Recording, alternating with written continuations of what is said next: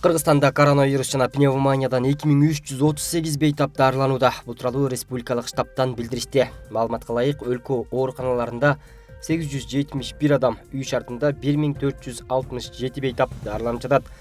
Бүгүнкү күнгө карата Кыргызстанда коронавирус жана пневмония жуктурган 172 жаңы учур катталды. Учурда өлкөдө коронавирус жуктурганчылардын саны 46841 түзөт. Алардын ичинен 42983 киши айыгып чыкты, 1065 адам көз жумду.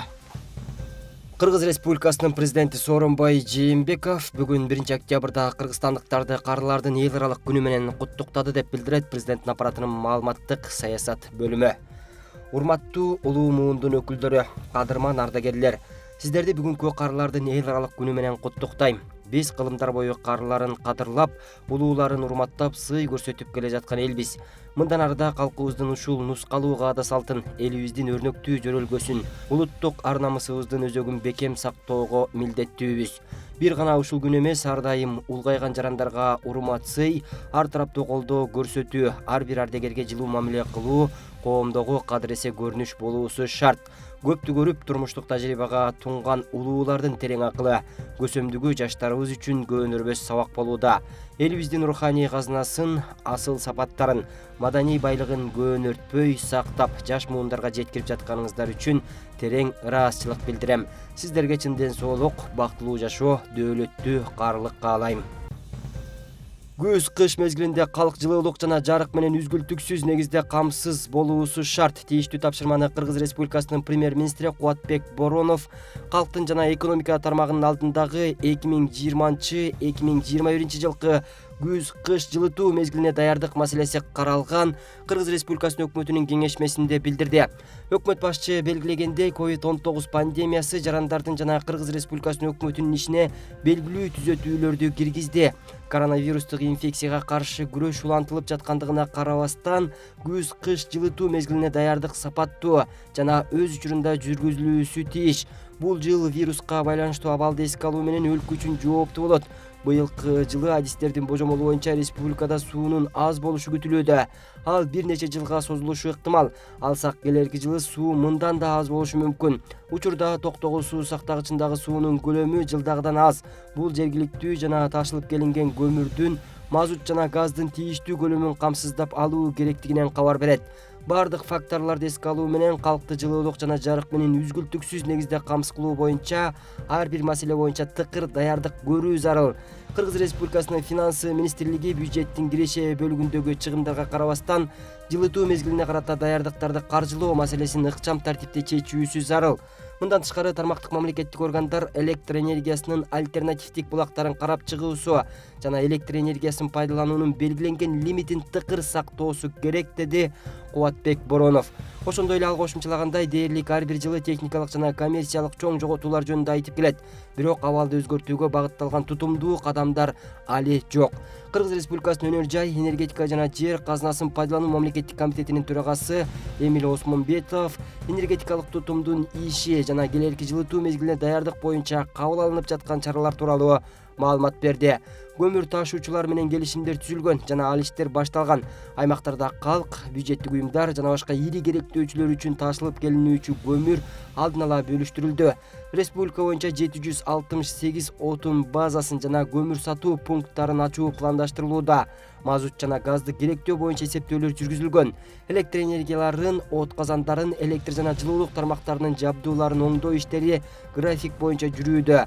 Күтүлүп жатканда, эртең токтогул суу сактагычындагы суунун көлөмү 14,9 миллиард метр кубту түзөт, деди Эмиль Осмонбетов. Кубатбек Боронов белгилегендей, өкмөттүн облустардагы ыйгарым укуктуу өкүлчүлүктөрү иштер график боюнча жүргүзүлүп жаткандыгы тууралуу отчет берүүдө. Бирок айрым райондордо калкты көмүр менен камсыз кылууда маселе бар. Аймактардагы отун базалары калкты арзан баада көмүр менен камсыз кылышы керек.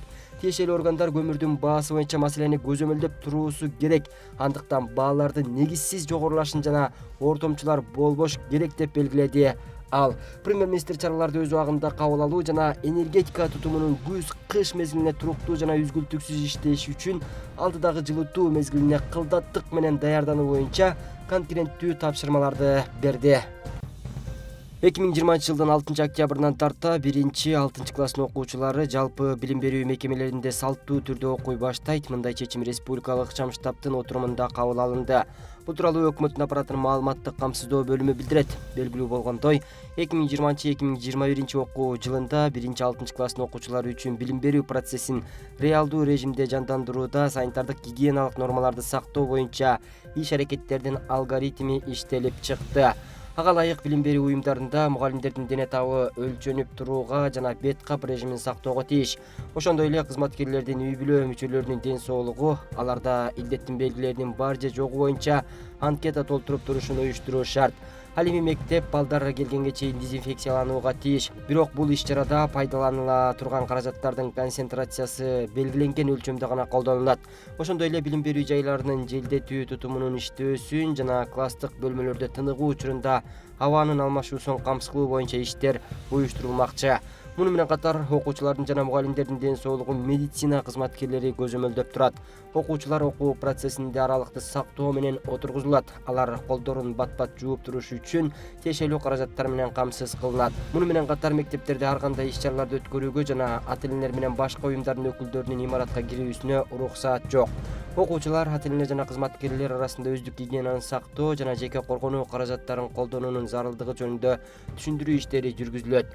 Эгерде мектеп окуучуларынын саны 200гө чейин болсо, план боюнча бекитилген жүгүртмөгө ылайык кадимки режимде окуу процесси уюштурулат. Ал эми балдардын саны 350гө чейин болсо, ийкемдүү жүгүртмө боюнча, мисалы сабактардын башталышы жана тыныгуулар ар кандай убакытта. Мисалы 1-2 класстарда сабактын башталышы 8:00, 3-4 класстарда 8:30, ушул сыяктуу жана башка.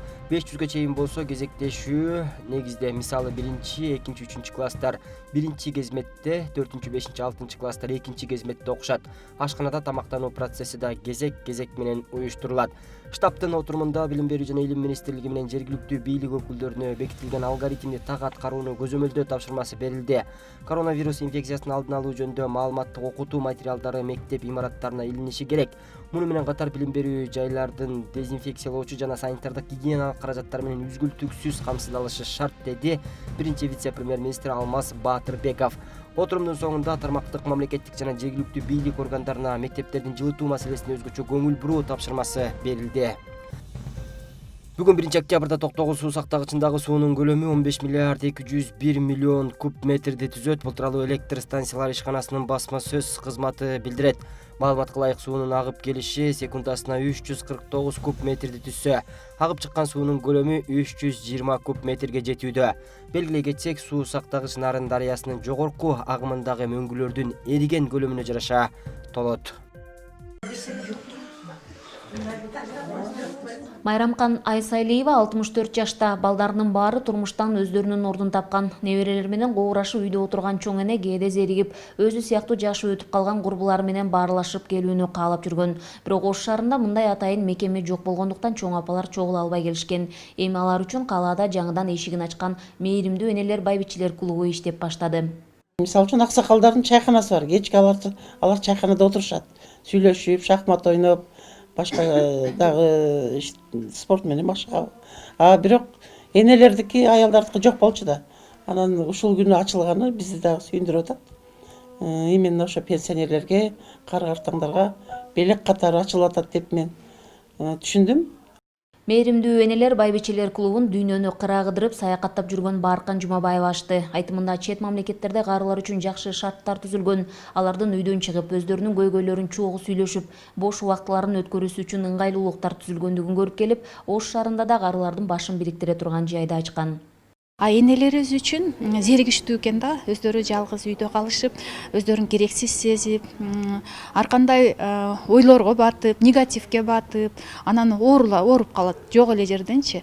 Анан ушул энелерибиз чогулуп, өздөрүнүн тең туштары менен сырдаш болушуп, пикир алмашып, бош убактысын китеп окуп, ар кандай шахмат, анан кол өнөрчүлүктөр менен неме кылса, ушундай идеяларды көздөп ушул күнгө келип келатабыз. Ал Ал эми бүгүнкү датаны чогуу майрамдап жатышкандар Оштогу Боорукердик үй интернатынын жашоочулары 60 орунга ылайыкташып ачылган үйдө 30 кары картаң, 30 жаш бала чогуу жашайт. Ош шаарында алгачкы жолу балдар менен жашы өтүп калгандардын чогуу бир үй бүлө болуп жашоосу үчүн түзүлгөндүгүнүн жемиши болгондугун жетекчилик айтат. Анткени мээримге муктаж болгон жаш балдар мындагы карыларды чоң ата, чоң энелердей эле көрүп калышты. Мына кары картаңдар көбүнчө эле жаш балдар менен мындай өз-өзүн алаксытат ушул жерденчи. Балдар окууга кетип барса, ошолорду тосуп алышып, анан кетип барса, жакаларын оңдошуп, кантип неметтиң деп анан Ош шаарында 15 миңден ашуун карылар бар. Алардын ичинен 100 жаштан өткөн 3 карыя болсо, 90 жаштан өткөн 114 карыя катталган. Аны менен катары эле бара турган жакындары жок болгон 126 карыя каттуу алынган. Боорукердик үйүнөн тышкары шаарда жашы өтүп калгандар үчүн эч кандай мекеме жок болгондуктан алардын ден соолугун чыңдоо үчүн атайын жай ачуу демилгеси каралууда. Жашы улгайган жана ден соолук мүмкүнчүлүгү чектелген жарандар үчүн атайын реабилитациялык борборду ачуу сунушу берилген. Ошол маселе каралып атат. Ошол ачылып калса, ошол биздин карыялар, ден соолук мүмкүнчүлүгү чектелген жарандар ошол жерде реабилитациялык борбордо тарбияланып, сиз айткандай ден соолугун чыңдап иш аракеттер жүргүзсө болот. Ошол маселе жакында аркылуу чечилет. 30 жылдан бери Кыргызстанда бул күн кызуу белгиленип, жаштар улуу мундун өкүлдөрү улгайган адамдарга өзгөчө сый көрсөтүп, жылуу сөздөрүн арнап, ден соолук тилеп келишет. Гүлжан Ажиматова, Бектур Калыбек уулу, Ош шаары.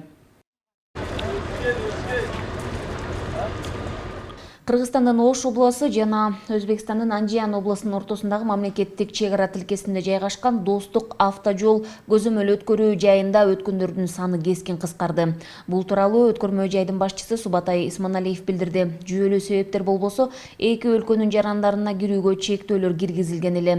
6 ай аралыгында көптөгөн жарандар туугандар менен катташууну убактылуу токтотуп турушса, сентябрь айынан тарта кирип чыгууга коюлган чектөөлөр алынган. Учурда эки тараптан тең өткөндөрдүн саны 3 эсеге азайган. 4 күндүн ичинде болгон байкоолор булар мамлекеттик чек арадан өткөн жарандардын саны кескин түрдө азайды. Мисалга алсак, буга чейин 15 миң, 18 миңге чейин жеткен болсо, өткөн кеткен бизден кеткен жарандардын саны азыркы күндө уже 5 миңге чейин азайды. Бунун бардык себептери ошол жарандардын COVID-19 вирусуна каршы анализдерди тапшырып, алардын результаттарын күтүп, ошолордун жыйынтыгы чыккандын негизинен го деп ойлойбуз.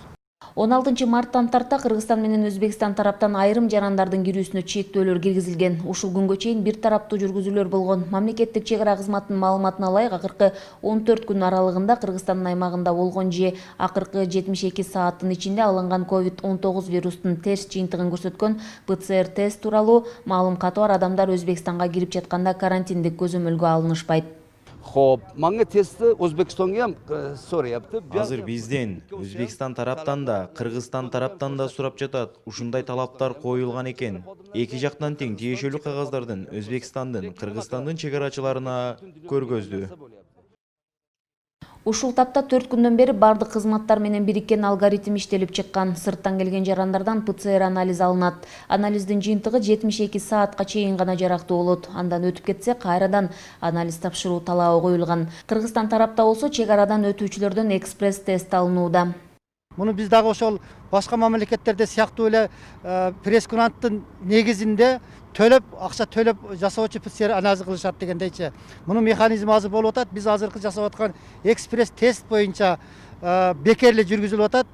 Ал эми ошол экспресс тест чыккандан кийин результаты чыгып, ал жарандар кетирилип атат. Эгерде ошол жарандардын алдында коронавирус илдетине карата бир положительный же күмөндүү боло турган болсо, мына жердеги транспорттук көзөмөлдөө, санитардык эпидемиологиялык көзөмөлдөө борборунун изолятору бар. Ошол жерге жаткырылат дагы, алар скорыйга звонок этет, ал жактан барып дагы ПЦР тапшырылып, анын анализин күтөт. Эгерде ПЦР положительный боло турган болсо, аны кийинки алгоритмге карата жаткырат же болбосо изоляцияга алынат.